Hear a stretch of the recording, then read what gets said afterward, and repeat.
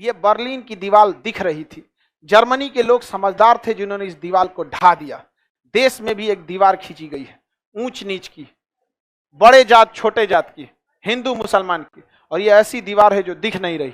ये दिखेगा जब आपके ऊपर शिक्षा का चश्मा चढ़ेगा ना, तो ये दीवार दिखेगा और फिर इस दीवार को ढा दिया जाएगा। फिर भारत को सोने की चिड़िया बनने से कोई नहीं रोक सकता। इतनी भयानक ठंड पड़ी, इतनी भयानक ठंड पड़ी कि रूस, जर्मनी की सेना बंदूक लेके जम गई थी। रूस की सेना आती थी, बंदूक उठाती थी, आंख नीचे करती थी, मर गए हो बंद करके मरो, सुजरा तो नहीं।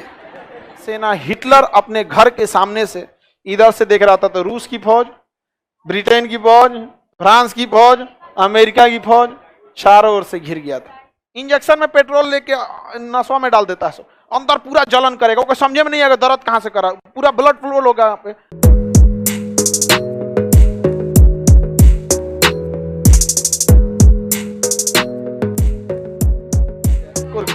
मिल गया कुर्क्स, मॉस्को के नीचे सर, कुर्क्स मिल गया। कुर्क्स ही वो जगह है जहां पर जर्मनी की सेना पहुंच चुकी थी। जर्मनी की सेना कहां एंट्री मारी थी? आपको पता है द्वितीय विश्व युद्ध जब हुआ तो जर्मनी ने कहा पोलैंड को रख लो। जैसे रूस आया कहां पर? पोलैंड पे। जर्मनी ने हमला कर दिया किस पे? पोलैंड। यहाँ रूस को मारते हुए ये जर्मनी यहां से एस्टोनिया के एरिया से, बेलारूस से मारते हुए कहा मॉस्को होते हुए कहां तक पहुंचा था? कुर्स्क तक। और कुर्स्क पहुंचने के बाद मॉस्को, सोचिए वहां से कितना पास है, बहुत पास है। मतलब उसको पूरी प्लानिंग थी कि 15 दिन के अंदर अंदर हम कहां पहुंच जाएंगे? मॉस्को। मतलब कुर्स्क से मॉस्को बस 15 दिन में पहुंच जाता वो। लेकिन यहां पर रूस ने एक चाल चल दिया। रूस ने अपनी सेना को कहा न लड़ो न पीछे हटो, उलझा के रखो, क्योंकि 1 महीना बाद सर्दियों के दिन चालू हो जाते और रूस जो है वो उत्तरी ध्रुव के पास है। ससुरा उत्तरी ध्रुव पूरा बर्फ से जमा रहता है। और रूस की एक और खराबी, ऊपर में कोई पहाड़े नहीं है। यही ना है वो स्कैंडिनेवियाई पर्वत जो ठंडी हवाओं को रोक देता है, और यहाँ कोई पर्वत नहीं है। ठंडी हवाएं जब चलना चालू करती हैं तो उसका टेम्परेचर होता है -40 डिग्री। कितना डिग्री? माइनस। और यही गलती हो गई जर्मनी से। इसीलिए कहते हैं नक्शा का क्लास करो। अगर किया रहता तो उसको पता रहता कि यहाँ पर्वत नहीं है, ठंडा भयानक पड़ेगा, कैंसिल कर देता, कंबल उम्बल लेके भेजता, नॉर्मल ऐसे भेज दिया, उधर से चला आया ठंडी हवाएं।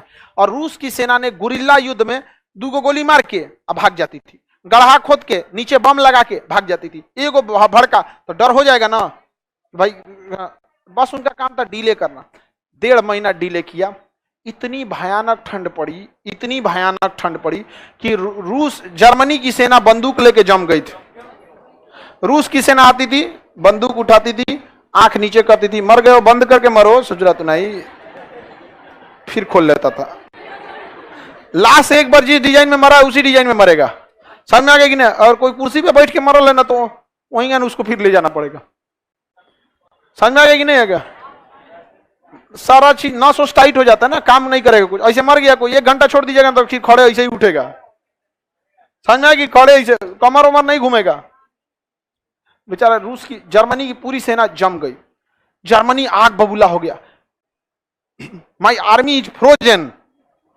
अंग्रेजी सब घुसियाता है, सब तो अंग्रेजी बोलता है। फ्रोजन माने जम गया। अब जर्मनी घुसिया गया, टैंक भेजा तो टैंक का जो फ्यूल था, ईंधन, वो भी जम गया।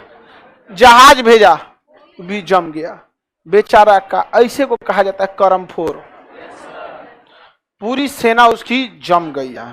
तो उसने नौसेना को लगाया कि जाओ नौसेना मार के आओ इसको। तो जब नौसेना इधर जा रही थी ना, तो नॉर्वे, स्वीडन, फिनलैंड मार दिया सो नौसेना को।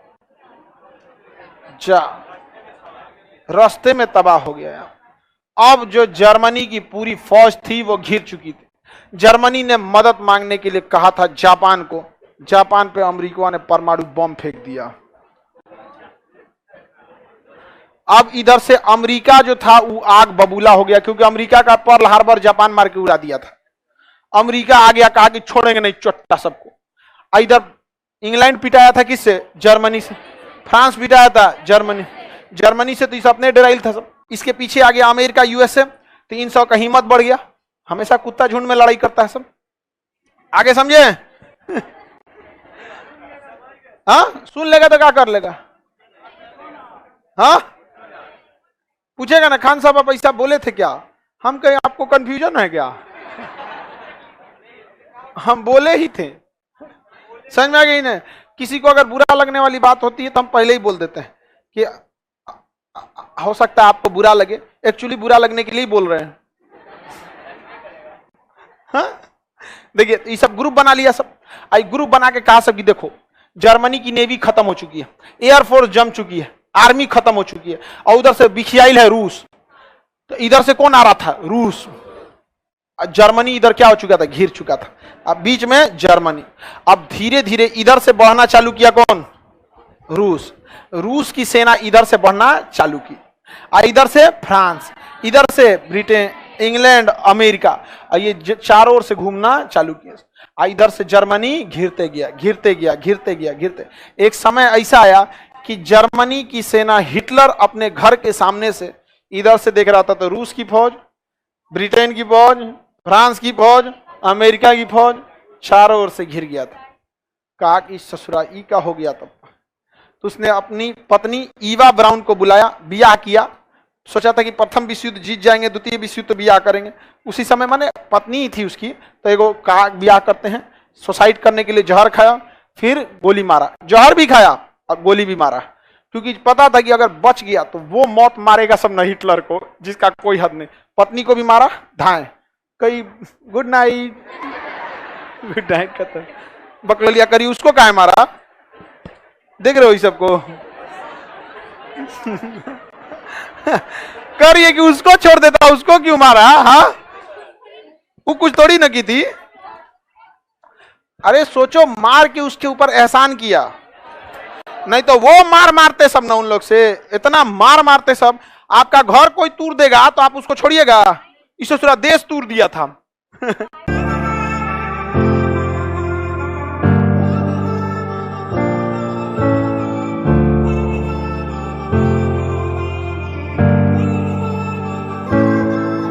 सी जिनपिंग भारत पे हमला करेगा, उनका मेहरारू पकड़ा जाएगी तो छोड़ देगा आदमी, मार के धुआं उड़ा देगा उनका यहाँ में।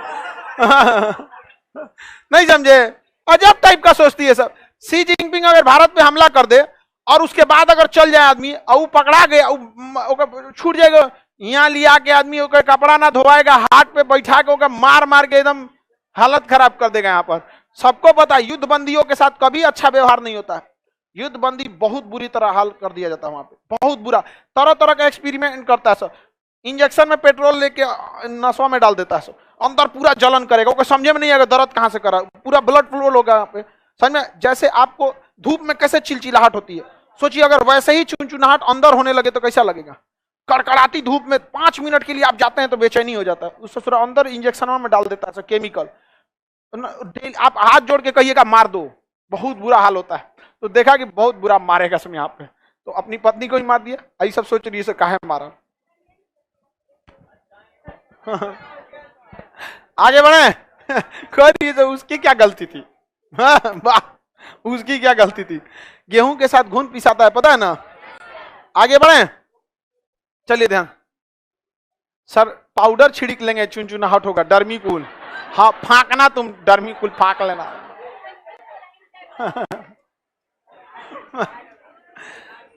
अब बताइए, ये जर्मनी जो था, इस जर्मनी का विभाजन हो गया।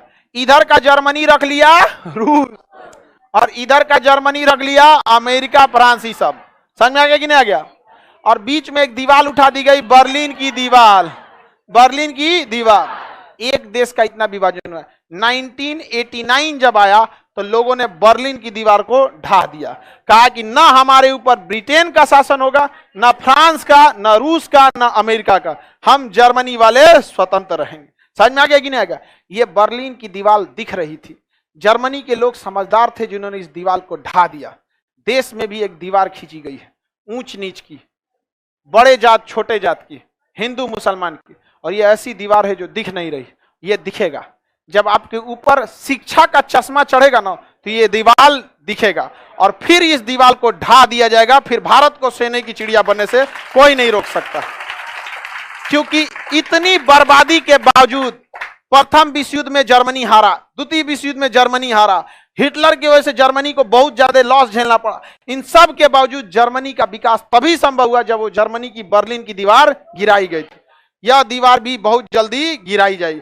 यही रीजन है कि कभी भी कोई भी देखिएगा नेता मंत्री शिक्षा की बात नहीं करता है, क्योंकि उसको पता है कि अगर इसको शिक्षा दे दिए ना तो फिर ये हमारी बात नहीं सुने, कभी ना सुनने वाला है वहां पर। आप सुनिएगा किसी का, अब भाई गांव में देखिएगा अनपढ़ आदमी को अगर कोनो नेता चल जाएगा, मालिक अरे मालिक अरे मालिक, ससुरा तो नहीं मालिक। यहाँ पर भीमराव अंबेडकर कभी झुके थे किसी के आगे? कोई झुका दे उनको दलित के नाम पर? बढ़िया बढ़िया लोग कुर्सी छोड़ के खड़ा होते थे। जब संविधान सभा में भाषण देना चालू करते थे तो बढ़िया बढ़िया संविधान सभा में BN राव ही थे जो उनसे ज्यादा पढ़े लिखे थे। पूरी संविधान सभा में इतनी उनकी काबिलियत थी कि गलत भी बोल देते थे लोग सही समझ जाते थे। हिम्मत नहीं करती थी ना लोग क्रॉस क्वेश्चन पूछने की।